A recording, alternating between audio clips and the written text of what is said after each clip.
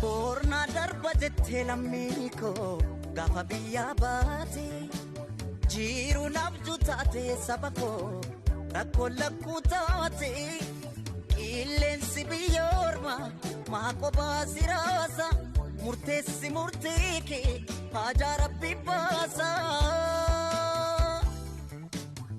ol ilaallaan samiidhaa samiin ni fagaata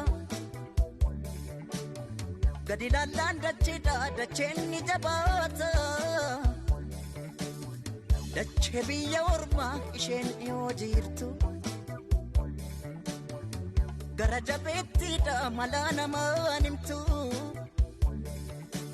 namni biyyaa bahee maal qananii qaba biyya isaa yaadatee Beenu baraadha gaara keessa. Azaan illee quraan dhageenyu gaara keessa jirra isaan maangata inni bira jira. Arabaan bira jira warri maallaqa nu raabu isaanii. Anamma akka mataa kiyyaa hawaalaa eegabdaa hin anjee nama suudirraa eenyu qabaa hin jee. Kuma 22 mana Itoophiyaa na bira buusii kaan ol deemeetiin argaaritti kuma 60 sirraa buusaan anjee. Haya jeeni samboodhaan ijoollee dhukkuba kanaa wajjin. Sirraana baasee as fidee as nagara. Saahudha lamatti as.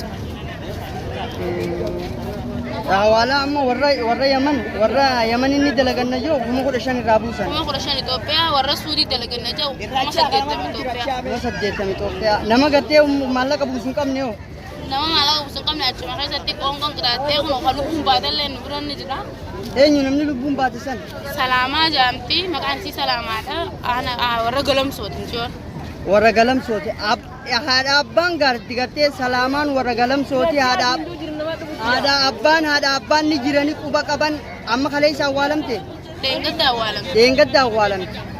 Tumichaa fi reebichaa waan dandeen irra gaggeessanii. Tumichaa fi reebichaan duraanis qoonqoon goddaa mara bitti qaamni isii dhiiga fixee gaggabaa fi kanaan qabee qaamni isii hiitee nyaata nyaannu bishaan aayilaandii tokko ganama sa'a 12tti nu kannama. Bishaan aayilaandii akkana takkaatu ganama nu kannama sa'aatii 2tti ganama sa'a akkasii sa'aatii 2tti ammas bishaan owwaaroo ta'uu isaa nu kannama. Lafti sunni oguutti baraadha ijoolleen dheebuudhaa fi beelaan qaamni isaanii hanqina fidee dhiiga fixattee gaggabaa turte muciyyoon osuma gaggabdu qaamni hundi hiitee lubbuun isii baate warri isaanii ni jirkiftaan hin dhageenye du'uu isii achumatti bakka warruma dhalaa dhiisisee awwaalchisnee gaggeessinee amma duba amma eega bakka tana dhuftan eenyutu gartee isin tajaajilu jira eenyu isin cinaa dhaabbachuu jira? Asitti amma eega ijoolleen Oromoo nu bira dhufte ijoollee Oromootu nu gargaaru jira. Ijoollee Oromoodhaa taasiftu tagartee sanarraa gara adan dhufte tana jechuudha.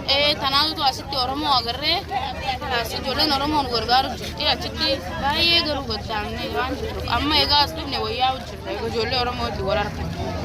Egaa Oromoon akka gartee gargaarsa tattamaa godhuuf gartee asumaan dhaamsadhaman wanni takka guddoommee haala isa ugaa baatu ni dalagattaa maal suudii dheecee akkas taataa maarreedhaa karaan nagaa jan yeroo ammaan tanaa daandiin gartee suudii fi Yaman iddoo cufaadha.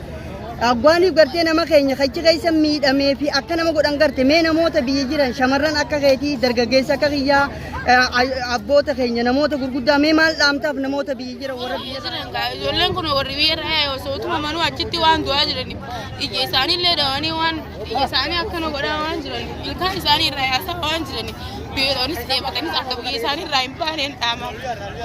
Galatoomii horii buli. Egaa dhaamsi Oromummaa kanaa ilmaan Oromoo hundi gartee deeggarsa akka cinaa dhaabbattan asumaan isin beeksifna akkasuma gaa wal jalaa waan gartee gabaasaalee jiran wal jalaa gartee isin wanni goona jechuudha isiniif dhiyeessina galatoomaa horaa bulaa hangana caalaa waa jechuun dandeessu booyaa jirti waan akkaan garaa namaa naasisu akka gartee hatattamaan gargaarsa hatattamaa gootaniif gartee dhaamsi Oromummaa isiniif goona.